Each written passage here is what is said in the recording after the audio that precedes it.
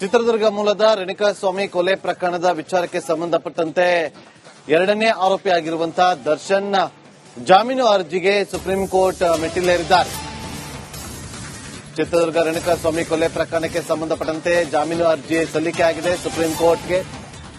ಜಾಮೀನಿಗಾಗಿ supreme court ಮೆಟ್ಟಿಲೆತ್ತಿರುವಂತಹ Darshan 4ನೇ ತಾರೀಕು ವಿಚಾರಣೆಯನ್ನ ಕಾಯ್ದಿರಿಸಿರುವಂತಹ supreme court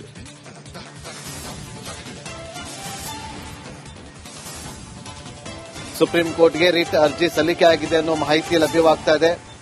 ಜೈಲಿಗೆ ಹೋಗಿ 8.5 ತಿಂಗಳ ಬಳಿಕ ಮತ್ತೆ ಸುಪ್ರೀಂ ಕೋರ್ಟ್ಗೆ ಅರ್ಜಿ ಸಲ್ಲಿಕೆ ಆಗಿರುತ್ತೆ. ದರ್ಶನ್ ಪರ ವಕೀಲರು ಸುಪ್ರೀಂ ಕೋರ್ಟ್ಗೆ ಜಾಮೀನು ಅರ್ಜಿಯನ್ನ ಸಲ್ಲಿಸಿದ್ದಾರೆ.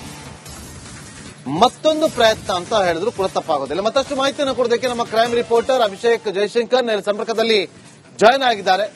ಅಭಿಷೇಕ್, ಇದು ಮತ್ತೊಂದು ಪ್ರಯತ್ನನ ಅಥವಾ ಜಾಮೀನು ಸಿಗುವಂತ ಲಕ್ಷಣಗಳೇನಾದ್ರೂ ಇದೆಯಾ? ಏನಾಗಬಹುದು?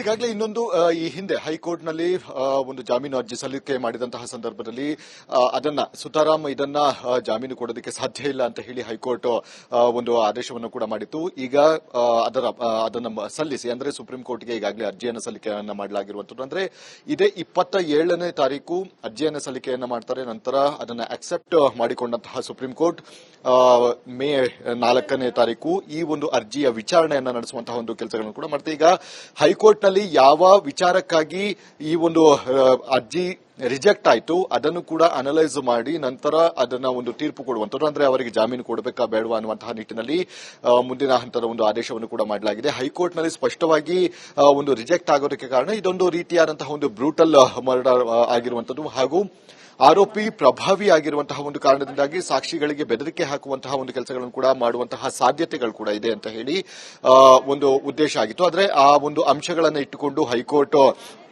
ಈ ಒಂದು ದರ್ಶನ್ ಜಾಮೀನು ಅರ್ಜಿಯನ್ನ ರಿಜೆಕ್ಟ್ ಅನ್ನು ಮಾಡಿದ್ರು.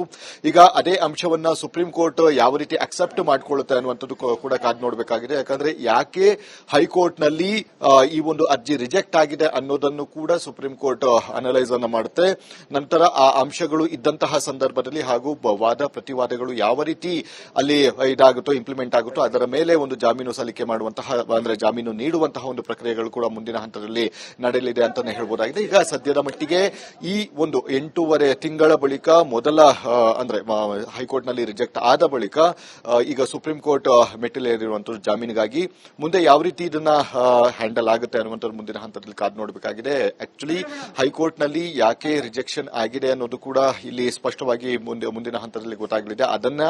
ಅದರ ವಾದವನ್ನ ಅಂದ್ರೆ ಹೈಕೋರ್ಟ್ನಲ್ಲಿ ಯಾವ ರೀತಿ ಸರ್ಕಾರ ಪರ ವಕೀಲರು ವಾದವನ್ನ ಮಾಡಿದ್ರು ಅದೇ ವಾದದ ಅಂಶಗಳನ್ನ ಸುಪ್ರೀಂ ಕೋರ್ಟ್ನಲ್ಲಿ ಕೂಡ ವಾದ ಮಾಡುವಂತಹ ವಾದವನ್ನ ಮಾಡ್ತಾರೆ. ಈ ರೀತಿಯಾಗಿ ಪ್ರಭಾವಿ ಇದ್ದಾರೆ ಮತ್ತು ಸಾಕ್ಷಿಗಳನ್ನು ನಾಶ ಮಾಡ್ತಾರೆ. ಈ ಹಿಂದೆ ಬೇಲನ್ನು ಕೊಟ್ಟಂತಹ ಸಂದರ್ಭದಲ್ಲಿ ಅವರು ಚಿಕಿತ್ಸೆಗೆ ಅಡ್ಮಿಟ್ ಆಗಿರಲಿಲ್ಲ, ಅವರು ವಿದೇಶದಲ್ಲಿ ಚಿತ್ರೀಕರಣ ಮಾಡೋದಕ್ಕೆ ಹೋಗಿದ್ರು. ಅಂದ್ರೆ ಈ ರೀತಿಯಾದಂತಹ ಒಂದು ಅಂಶಗಳನ್ನ ಸುಪ್ರೀಂ ಕೋರ್ಟ್ನ ಮುಂದೆ ಇಟ್ಟು ಅವರಿಗೆ ಬೇಲ್ ಕ್ಯಾನ್ಸಲ್ ಮಾಡುವಂತಹ ರೀತಿಯಲ್ಲಿ ಅಂದ್ರೆ ಕ್ಯಾನ್ಸಲ್ ಮಾಡುವಂತಹ ಅಷ್ಟರ ಮಟ್ಟಿಗೆ ಇವರೊಂದು ವಾದ ಮಾಡುವಂತಹ ಸಾಧ್ಯತೆಗಳು ಕೂಡ ಇದೆ. ಅದಕ್ಕೆ ಯಾವ ರೀತಿ ಪ್ರತಿವಾದವನ್ನ ಮಾಡ್ತಾರೆ ಅನ್ನುವಂಥದ್ದು ಮುಂದಿನ ಹಂತದಲ್ಲಿ ಕಾದು ನೋಡಬೇಕಾಗಿದೆ. ಎರಡೂ ಕಡೆ ಇದ್ದಂತಹ ಅಂದ್ರೆ ಸ್ಟ್ರಾಂಗ್ ಇದ್ದಂತಹ ಸಂದರ್ಭದಲ್ಲಿ ಅಂದ್ರೆ ಸುಪ್ರೀಂ ಕೋರ್ಟ್ ಯಾವ ರೀತಿ ದರ್ಶನ್ ಪರ ವಕೀಲರು ಯಾವ ರೀತಿ ವಾದವನ್ನ ಮಾಡ್ತಾರೆ ಅಂದ್ರೆ ಪ್ರತಿವಾದವನ್ನ ಮಾಡ್ತಾರೆ ಅನ್ನೋದ್ರ ಮೇಲೆ ಅವರಿಗೆ ಜಾಮೀನು ಸಿಗುತ್ತೋ ಬೀಳುತ್ತಾ ಅನ್ನುವಂಥದ್ದು ಮುಂದಿನ ಹಂತದಲ್ಲಿ ಕಾದು ನೋಡಬೇಕಾಗಿದೆ. ನಾಗೇಂದ್ರ ಬಾಬು, ಥ್ಯಾಂಕ್ ಯು ಅಭಿಷೇಕ್ ನಿಮ್ಮೆಲ್ಲ ಮಾಹಿತಿಗಾಗಿ.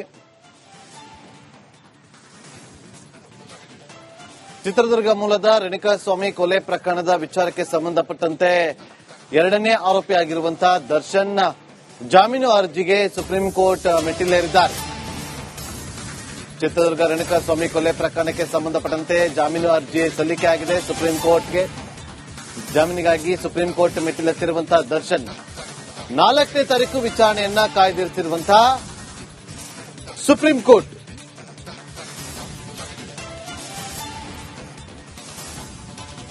ಸುಪ್ರೀಂ ಕೋರ್ಟ್ಗೆ ರಿಟ್ ಅರ್ಜಿ ಸಲ್ಲಿಕೆ ಆಗಿದೆ ಅನ್ನೋ ಮಾಹಿತಿ ಲಭ್ಯವಾಗ್ತಾ ಇದೆ.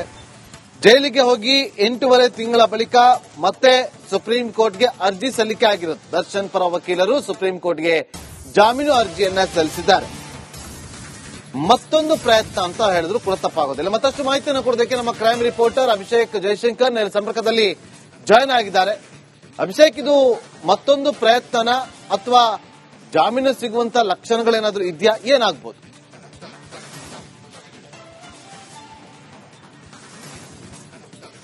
ಈಗಾಗಲೇ ಇನ್ನೊಂದು ಈ ಹಿಂದೆ ಹೈಕೋರ್ಟ್ನಲ್ಲಿ ಒಂದು ಜಾಮೀನು ಅರ್ಜಿ ಸಲ್ಲಿಕೆ ಮಾಡಿದಂತಹ ಸಂದರ್ಭದಲ್ಲಿ ಅದನ್ನ ಸುತಾರಾಮ್ ಇದನ್ನ ಜಾಮೀನು ಕೊಡೋದಕ್ಕೆ ಸಾಧ್ಯ ಇಲ್ಲ ಅಂತ ಹೇಳಿ ಹೈಕೋರ್ಟ್ ಒಂದು ಆದೇಶವನ್ನು ಕೂಡ ಮಾಡಿತ್ತು. ಈಗ ಅದನ್ನ ಸಲ್ಲಿಸಿ ಅಂದ್ರೆ ಸುಪ್ರೀಂ ಕೋರ್ಟ್ಗೆ ಈಗಾಗಲೇ ಅರ್ಜಿಯನ್ನು ಸಲ್ಲಿಕೆಯನ್ನ ಮಾಡಲಾಗಿರುವಂತದ್ದು. ಅಂದ್ರೆ ಇದೇ 27ನೇ ತಾರೀಕು ಅರ್ಜಿಯನ್ನು ಸಲ್ಲಿಕೆಯನ್ನ ಮಾಡ್ತಾರೆ. ನಂತರ ಅದನ್ನ ಅಕ್ಸೆಪ್ಟ್ ಮಾಡಿಕೊಂಡಂತಹ ಸುಪ್ರೀಂ ಕೋರ್ಟ್ ಮೇ 4ನೇ ತಾರೀಕು ಈ ಒಂದು ಅರ್ಜಿಯ ವಿಚಾರಣೆಯನ್ನ ನಡೆಸುವಂತಹ ಒಂದು ಕೆಲಸಗಳನ್ನು ಕೂಡ ಮಾಡ್ತಾರೆ. ಈಗ ಹೈಕೋರ್ಟ್ನಲ್ಲಿ ಯಾವ ವಿಚಾರಕ್ಕಾಗಿ ಈ ಒಂದು ಅರ್ಜಿ ರಿಜೆಕ್ಟ್ ಆಯಿತು ಅದನ್ನು ಕೂಡ ಅನಲೈಸ್ ಮಾಡಿ ನಂತರ ಅದನ್ನ ಒಂದು ತೀರ್ಪು ಕೊಡುವಂತದ್ದು. ಅಂದ್ರೆ ಅವರಿಗೆ ಜಾಮೀನು ಕೊಡಬೇಕಾ ಬೇಡವಾ ಅನ್ನುವಂತಹ ನಿಟ್ಟಿನಲ್ಲಿ ಮುಂದಿನ ಹಂತದ ಒಂದು ಆದೇಶವನ್ನು ಕೂಡ ಮಾಡಲಾಗಿದೆ. ಹೈಕೋರ್ಟ್ನಲ್ಲಿ ಸ್ಪಷ್ಟವಾಗಿ ಒಂದು ರಿಜೆಕ್ಟ್ ಆಗೋದಕ್ಕೆ ಕಾರಣ ಇದೊಂದು ರೀತಿಯಾದಂತಹ ಒಂದು ಬ್ರೂಟಲ್ ಮರ್ಡರ್ ಆಗಿರುವಂತದ್ದು ಹಾಗೂ ಆರೋಪಿ ಪ್ರಭಾವಿ ಆಗಿರುವಂತಹ ಒಂದು ಕಾರಣದಿಂದಾಗಿ ಸಾಕ್ಷಿಗಳಿಗೆ ಬೆದರಿಕೆ ಹಾಕುವಂತಹ ಒಂದು ಕೆಲಸಗಳನ್ನು ಕೂಡ ಮಾಡುವಂತಹ ಸಾಧ್ಯತೆಗಳು ಕೂಡ ಇದೆ ಅಂತ ಹೇಳಿ ಒಂದು ಉದ್ದೇಶ ಆಗಿತ್ತು. ಆದರೆ ಆ ಒಂದು ಅಂಶಗಳನ್ನು ಇಟ್ಟುಕೊಂಡು ಹೈಕೋರ್ಟ್ ಈ ಒಂದು ದರ್ಶನ್ ಜಾಮೀನು ಅರ್ಜಿಯನ್ನ ರಿಜೆಕ್ಟ್ ಅನ್ನು ಮಾಡಿದ್ರು. ಈಗ ಅದೇ ಅಂಶವನ್ನ ಸುಪ್ರೀಂ ಕೋರ್ಟ್ ಯಾವ ರೀತಿ ಅಕ್ಸೆಪ್ಟ್ ಮಾಡಿಕೊಳ್ಳುತ್ತೆ ಅನ್ನುವಂಥದ್ದು ಕೂಡ ಕಾದು ನೋಡಬೇಕಾಗಿದೆ. ಯಾಕಂದ್ರೆ ಯಾಕೆ ಹೈಕೋರ್ಟ್ನಲ್ಲಿ ಈ ಒಂದು ಅರ್ಜಿ ರಿಜೆಕ್ಟ್ ಆಗಿದೆ ಅನ್ನೋದನ್ನು ಕೂಡ ಸುಪ್ರೀಂ ಕೋರ್ಟ್ ಅನಲೈಸ್ ಅನ್ನು ಮಾಡುತ್ತೆ. ನಂತರ ಆ ಅಂಶಗಳು ಇದ್ದಂತಹ ಸಂದರ್ಭದಲ್ಲಿ ಹಾಗೂ ವಾದ ಪ್ರತಿವಾದಗಳು ಯಾವ ರೀತಿ ಅಲ್ಲಿ ಇದಾಗುತ್ತೋ ಇಂಪ್ಲಿಮೆಂಟ್ ಆಗುತ್ತೋ ಅದರ ಮೇಲೆ ಒಂದು ಜಾಮೀನು ಸಲ್ಲಿಕೆ ಮಾಡುವಂತಹ ಅಂದ್ರೆ ಜಾಮೀನು ನೀಡುವಂತಹ ಒಂದು ಪ್ರಕ್ರಿಯೆಗಳು ಕೂಡ ಮುಂದಿನ ಹಂತದಲ್ಲಿ ನಡೆಯಲಿದೆ ಅಂತಾನೆ ಹೇಳ್ಬೋದಾಗಿದೆ. ಈಗ ಸದ್ಯದ ಮಟ್ಟಿಗೆ ಈ ಒಂದು 8.5 ತಿಂಗಳ ಬಳಿಕ ಮೊದಲ ಅಂದ್ರೆ ಹೈಕೋರ್ಟ್ನಲ್ಲಿ ರಿಜೆಕ್ಟ್ ಆದ ಬಳಿಕ ಈಗ ಸುಪ್ರೀಂ ಕೋರ್ಟ್ ಮೆಟ್ಟಿಲೇರಿರುವಂತಹ ಜಾಮೀನಿಗಾಗಿ ಮುಂದೆ ಯಾವ ರೀತಿ ಇದನ್ನ ಹ್ಯಾಂಡಲ್ ಆಗುತ್ತೆ ಅನ್ನುವಂಥದ್ದು ಮುಂದಿನ ಹಂತದಲ್ಲಿ ಕಾದು ನೋಡಬೇಕಾಗಿದೆ. ಆಕ್ಚುಲಿ ಹೈಕೋರ್ಟ್ನಲ್ಲಿ ಯಾಕೆ ರಿಜೆಕ್ಷನ್ ಆಗಿದೆ ಅನ್ನೋದು ಕೂಡ ಇಲ್ಲಿ ಸ್ಪಷ್ಟವಾಗಿ ಮುಂದಿನ ಹಂತದಲ್ಲಿ ಗೊತ್ತಾಗಲಿದೆ.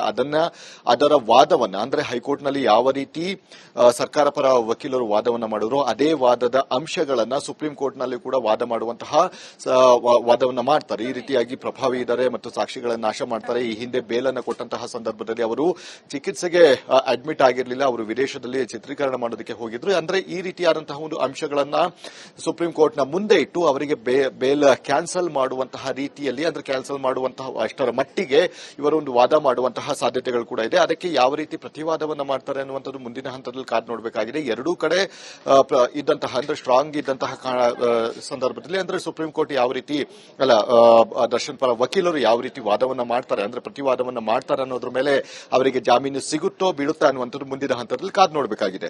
ನಾಗೇಂದ್ರ ಬಾಬು, ಥ್ಯಾಂಕ್ ಯು ಅಭಿಷೇಕ್ ನಿಮ್ಮೆಲ್ಲ ಮಾಹಿತಿಗಾಗಿ. ಚಿತ್ರದುರ್ಗ ಮೂಲದ ರೇಣುಕಾಸ್ವಾಮಿ ಕೊಲೆ ಪ್ರಕರಣದ ವಿಚಾರಕ್ಕೆ ಸಂಬಂಧಪಟ್ಟಂತೆ 2ನೇ ಆರೋಪಿ ಆಗಿರುವಂತಹ ದರ್ಶನ್ ಜಾಮೀನು ಅರ್ಜಿಗೆ ಸುಪ್ರೀಂ ಕೋರ್ಟ್ ಮೆಟ್ಟಿಲೇರಿದ್ದಾರೆ. ಚಿತ್ರದುರ್ಗ ರೇಣುಕಾಸ್ವಾಮಿ ಕೊಲೆ ಪ್ರಕರಣಕ್ಕೆ ಸಂಬಂಧಪಟ್ಟಂತೆ ಜಾಮೀನು ಅರ್ಜಿ ಸಲ್ಲಿಕೆ ಆಗಿದೆ ಸುಪ್ರೀಂ ಕೋರ್ಟ್ಗೆ. ಜಾಮೀನಿಗಾಗಿ ಸುಪ್ರೀಂ ಕೋರ್ಟ್ ಮೆಟ್ಟಿಲೆತ್ತಿರುವಂತಹ ದರ್ಶನ್ 4ನೇ ತಾರೀಕು ವಿಚಾರಣೆಯನ್ನ ಕಾಯ್ದಿರಿಸಿರುವಂತಹ ಸುಪ್ರೀಂ ಕೋರ್ಟ್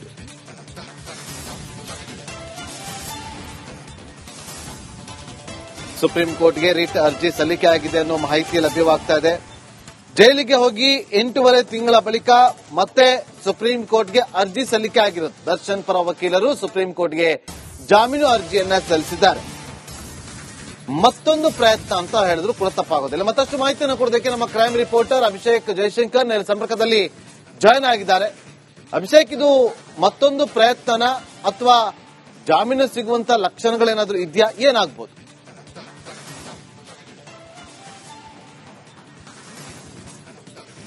ಈಗಾಗಲೇ ಇನ್ನೊಂದು ಈ ಹಿಂದೆ ಹೈಕೋರ್ಟ್ನಲ್ಲಿ ಒಂದು ಜಾಮೀನು ಅರ್ಜಿ ಸಲ್ಲಿಕೆ ಮಾಡಿದಂತಹ ಸಂದರ್ಭದಲ್ಲಿ ಅದನ್ನ ಸುತಾರಾಮ್ ಇದನ್ನ ಜಾಮೀನು ಕೊಡೋದಕ್ಕೆ ಸಾಧ್ಯ ಇಲ್ಲ ಅಂತ ಹೇಳಿ ಹೈಕೋರ್ಟ್ ಒಂದು ಆದೇಶವನ್ನು ಕೂಡ ಮಾಡಿತ್ತು. ಈಗ ಅದನ್ನ ಸಲ್ಲಿಸಿ ಅಂದ್ರೆ ಸುಪ್ರೀಂ ಕೋರ್ಟ್ಗೆ ಈಗಾಗಲೇ ಅರ್ಜಿಯನ್ನು ಸಲ್ಲಿಕೆಯನ್ನ ಮಾಡಲಾಗಿರುವಂತದ್ದು. ಅಂದ್ರೆ ಇದೇ 27ನೇ ತಾರೀಕು ಅರ್ಜಿಯನ್ನು ಸಲ್ಲಿಕೆಯನ್ನ ಮಾಡ್ತಾರೆ. ನಂತರ ಅದನ್ನ ಅಕ್ಸೆಪ್ಟ್ ಮಾಡಿಕೊಂಡಂತಹ ಸುಪ್ರೀಂ ಕೋರ್ಟ್ ಮೇ 4ನೇ ತಾರೀಕು ಈ ಒಂದು ಅರ್ಜಿಯ ವಿಚಾರಣೆಯನ್ನ ನಡೆಸುವಂತಹ ಒಂದು ಕೆಲಸಗಳನ್ನು ಕೂಡ ಮಾಡ್ತಾರೆ. ಈಗ ಹೈಕೋರ್ಟ್ನಲ್ಲಿ ಯಾವ ವಿಚಾರಕ್ಕಾಗಿ ಈ ಒಂದು ಅರ್ಜಿ ರಿಜೆಕ್ಟ್ ಆಯಿತು ಅದನ್ನು ಕೂಡ ಅನಲೈಸ್ ಮಾಡಿ ನಂತರ ಅದನ್ನ ಒಂದು ತೀರ್ಪು ಕೊಡುವಂತದ್ದು. ಅಂದ್ರೆ ಅವರಿಗೆ ಜಾಮೀನು ಕೊಡಬೇಕಾ ಬೇಡವಾ ಅನ್ನುವಂತಹ ನಿಟ್ಟಿನಲ್ಲಿ ಮುಂದಿನ ಹಂತದ ಒಂದು ಆದೇಶವನ್ನು ಕೂಡ ಮಾಡಲಾಗಿದೆ. ಹೈಕೋರ್ಟ್ನಲ್ಲಿ ಸ್ಪಷ್ಟವಾಗಿ ಒಂದು ರಿಜೆಕ್ಟ್ ಆಗೋದಕ್ಕೆ ಕಾರಣ ಇದೊಂದು ರೀತಿಯಾದಂತಹ ಒಂದು ಬ್ರೂಟಲ್ ಮರ್ಡರ್ ಆಗಿರುವಂತದ್ದು ಹಾಗೂ ಆರೋಪಿ ಪ್ರಭಾವಿ ಆಗಿರುವಂತಹ ಒಂದು ಕಾರಣದಿಂದಾಗಿ ಸಾಕ್ಷಿಗಳಿಗೆ ಬೆದರಿಕೆ ಹಾಕುವಂತಹ ಒಂದು ಕೆಲಸಗಳನ್ನು ಕೂಡ ಮಾಡುವಂತಹ ಸಾಧ್ಯತೆಗಳು ಕೂಡ ಇದೆ ಅಂತ ಹೇಳಿ ಒಂದು ಉದ್ದೇಶ ಆಗಿತ್ತು. ಆದರೆ ಆ ಒಂದು ಅಂಶಗಳನ್ನು ಇಟ್ಟುಕೊಂಡು ಹೈಕೋರ್ಟ್ ಈ ಒಂದು ದರ್ಶನ್ ಜಾಮೀನು ಅರ್ಜಿಯನ್ನ ರಿಜೆಕ್ಟ್ ಅನ್ನ ಮಾಡಿದ್ರು. ಈಗ ಅದೇ ಅಂಶವನ್ನ ಸುಪ್ರೀಂ ಕೋರ್ಟ್ ಯಾವ ರೀತಿ ಅಕ್ಸೆಪ್ಟ್ ಮಾಡಿಕೊಳ್ಳುತ್ತೆ ಅನ್ನುವಂಥದ್ದು ಕೂಡ ಕಾದು ನೋಡಬೇಕಾಗಿದೆ. ಯಾಕಂದ್ರೆ ಯಾಕೆ ಹೈಕೋರ್ಟ್ ನಲ್ಲಿ ಈ ಒಂದು ಅರ್ಜಿ ರಿಜೆಕ್ಟ್ ಆಗಿದೆ ಅನ್ನೋದನ್ನು ಕೂಡ ಸುಪ್ರೀಂ ಕೋರ್ಟ್ ಅನಲೈಸ್ ಅನ್ನ ಮಾಡುತ್ತೆ. ನಂತರ ಆ ಅಂಶಗಳು ಇದ್ದಂತಹ ಸಂದರ್ಭದಲ್ಲಿ ಹಾಗೂ ವಾದ ಪ್ರತಿವಾದಗಳು ಯಾವ ರೀತಿ ಅಲ್ಲಿ ಇದಾಗುತ್ತೋ ಇಂಪ್ಲಿಮೆಂಟ್ ಆಗುತ್ತೋ ಅದರ ಮೇಲೆ ಒಂದು ಜಾಮೀನು ಸಲ್ಲಿಕೆ ಮಾಡುವಂತಹ ಅಂದ್ರೆ ಜಾಮೀನು ನೀಡುವಂತಹ ಒಂದು ಪ್ರಕ್ರಿಯೆಗಳು ಕೂಡ ಮುಂದಿನ ಹಂತದಲ್ಲಿ ನಡೆಯಲಿದೆ ಅಂತಾನೆ ಹೇಳ್ಬೋದಾಗಿದೆ. ಈಗ ಸದ್ಯದ ಮಟ್ಟಿಗೆ ಈ ಒಂದು 8.5 ತಿಂಗಳ ಬಳಿಕ ಮೊದಲ ಅಂದ್ರೆ ಹೈಕೋರ್ಟ್ ನಲ್ಲಿ ರಿಜೆಕ್ಟ್ ಆದ ಬಳಿಕ ಈಗ ಸುಪ್ರೀಂ ಕೋರ್ಟ್ ಮೆಟ್ಟಿಲೇರಿರುವಂತಹ ಜಾಮೀನಿಗಾಗಿ ಮುಂದೆ ಯಾವ ರೀತಿ ಇದನ್ನ ಹ್ಯಾಂಡಲ್ ಆಗುತ್ತೆ ಅನ್ನುವಂಥದ್ದು ಮುಂದಿನ ಹಂತದಲ್ಲಿ ಕಾದು ನೋಡಬೇಕಾಗಿದೆ. ಆಕ್ಚುಲಿ ಹೈಕೋರ್ಟ್ ನಲ್ಲಿ ಯಾಕೆ ರಿಜೆಕ್ಷನ್ ಆಗಿದೆ ಅನ್ನೋದು ಕೂಡ ಇಲ್ಲಿ ಸ್ಪಷ್ಟವಾಗಿ ಮುಂದಿನ ಹಂತದಲ್ಲಿ ಗೊತ್ತಾಗಲಿದೆ. ಅದರ ವಾದವನ್ನ ಅಂದ್ರೆ ಹೈಕೋರ್ಟ್ ನಲ್ಲಿ ಯಾವ ರೀತಿ ಸರ್ಕಾರ ಪರ ವಕೀಲರು ವಾದವನ್ನ ಮಾಡಿದ್ರು ಅದೇ ವಾದದ ಅಂಶಗಳನ್ನ ಸುಪ್ರೀಂ ಕೋರ್ಟ್ ನಲ್ಲಿ ಕೂಡ ವಾದ ಮಾಡುವಂತಹ ವಾದವನ್ನ ಮಾಡ್ತಾರೆ. ಈ ರೀತಿಯಾಗಿ ಪ್ರಭಾವಿ ಇದ್ದಾರೆ ಮತ್ತು ಸಾಕ್ಷಿಗಳನ್ನು ನಾಶ ಮಾಡ್ತಾರೆ. ಈ ಹಿಂದೆ ಬೇಲನ್ನು ಕೊಟ್ಟಂತಹ ಸಂದರ್ಭದಲ್ಲಿ ಅವರು ಚಿಕಿತ್ಸೆಗೆ ಅಡ್ಮಿಟ್ ಆಗಿರಲಿಲ್ಲ, ಅವರು ವಿದೇಶದಲ್ಲಿ ಚಿತ್ರೀಕರಣ ಮಾಡೋದಕ್ಕೆ ಹೋಗಿದ್ರು. ಅಂದ್ರೆ ಈ ರೀತಿಯಾದಂತಹ ಒಂದು ಅಂಶಗಳನ್ನ ಸುಪ್ರೀಂ ಕೋರ್ಟ್ ನ ಮುಂದೆ ಇಟ್ಟು ಅವರಿಗೆ ಬೇಲ್ ಕ್ಯಾನ್ಸಲ್ ಮಾಡುವಂತಹ ರೀತಿಯಲ್ಲಿ ಅಂದ್ರೆ ಕ್ಯಾನ್ಸಲ್ ಮಾಡುವಂತಹ ಅಷ್ಟರ ಮಟ್ಟಿಗೆ ಇವರೊಂದು ವಾದ ಮಾಡುವಂತಹ ಸಾಧ್ಯತೆಗಳು ಕೂಡ ಇದೆ. ಅದಕ್ಕೆ ಯಾವ ರೀತಿ ಪ್ರತಿವಾದವನ್ನ ಮಾಡ್ತಾರೆ ಅನ್ನುವಂಥದ್ದು ಮುಂದಿನ ಹಂತದಲ್ಲಿ ಕಾದು ನೋಡಬೇಕಾಗಿದೆ. ಎರಡೂ ಕಡೆ ಇದ್ದಂತಹ ಅಂದ್ರೆ ಸ್ಟ್ರಾಂಗ್ ಇದ್ದಂತಹ ಸಂದರ್ಭದಲ್ಲಿ ಅಂದ್ರೆ ಸುಪ್ರೀಂ ಕೋರ್ಟ್ ಯಾವ ರೀತಿ ದರ್ಶನ್ ಪರ ವಕೀಲರು ಯಾವ ರೀತಿ ವಾದವನ್ನ ಮಾಡ್ತಾರೆ ಅಂದ್ರೆ ಪ್ರತಿವಾದವನ್ನ ಮಾಡ್ತಾರೆ ಅನ್ನೋದ್ರ ಮೇಲೆ ಅವರಿಗೆ ಜಾಮೀನು ಸಿಗುತ್ತೋ ಬೀಳುತ್ತಾ ಅನ್ನುವಂಥದ್ದು ಮುಂದಿನ ಹಂತದಲ್ಲಿ ಕಾದು ನೋಡಬೇಕಾಗಿದೆ. ನಾಗೇಂದ್ರ ಬಾಬು, ಥ್ಯಾಂಕ್ ಯು ಅಭಿಷೇಕ್ ನಿಮ್ಮೆಲ್ಲ ಮಾಹಿತಿಗಾಗಿ.